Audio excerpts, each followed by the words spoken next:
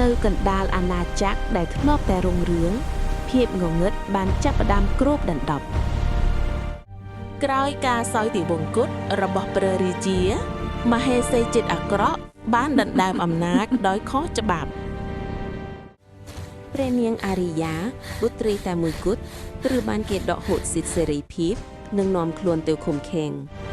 ទ្វារដែករបស់ខ្លួនត្រូវបានបិទជិតបំបែកនាងចេញពីពិភពខាងក្រៅនាងប្រៀបដូចជាផ្កាកុលាបដែលត្រូវបានគេបេះយកមកដាក់ក្នុងទ្រុងដែកដ៏ត្រជាក់ជារៀងរាល់ថ្ងៃនាងត្រូវគេបង្ខំឲ្យធ្វើការធ្ងន់និងរស់នៅយ៉ាងវេទនាបំផុតនៅខាងក្រៅវាំង Kelly ដែលជាមេទ័ពស្មោះត្រង់កំពុងរងចាំឱកាសសងសឹកគេបានហ្វឹកហាត់យ៉ាងខ្លាំងក្លាដើម្បីរៀបចំផែនការជួយសង្គ្រោះម្ចាស់ក្សត្រីក្នុងភាពងងឹតសញ្ញានៃក្តីសង្ឃឹមបានលេចឡើងនៅមាត់បង្អួចរបស់ព្រះនាងនៅយប់ដែលគ្មានពន្លឺព្រះច័ន្ទ Kelly បានលបចូលទៅក្នុងវាំងយ៉ាងស្ងៀមស្ងាត់គេបានឆ្លងកាត់ក្រុមទាហានយាមកាដោយភាពឆ្លៀសវៃនិងអង់អាច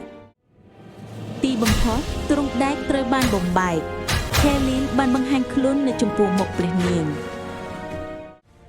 ពួកគេបានរត់គេចខ្លួនតាមច្រកសម្ងាត់ឆ្ពោះទៅរកសេរីភាពដែលបាត់បង់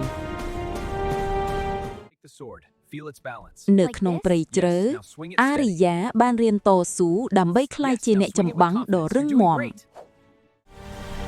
ពេលវេលានៃការសងសឹកបានមកដល់ការកុលាបពេលនេះមានបន្លាដ៏មុតស្រួលកងទ័ពយុទ្ធធរបានសម្រុកចូលវាំងបង្កជាសមរភូមិដ៏កក្រើកដីអារីយ៉ាបានវិលទម្លាយចូលដល់រាជបល្ល័ង្កប្រឈមមុខនឹងសត្រូវចាស់មហេសេចិត្តអាក្រក់បានដួលចុះទទួលយកកម្មផលដែលខ្លួនបានសាងមហេសេចិត្តអាក្រក់បានដួលចុះទទួលយកកម្មផលដែលខ្លួនបានសាង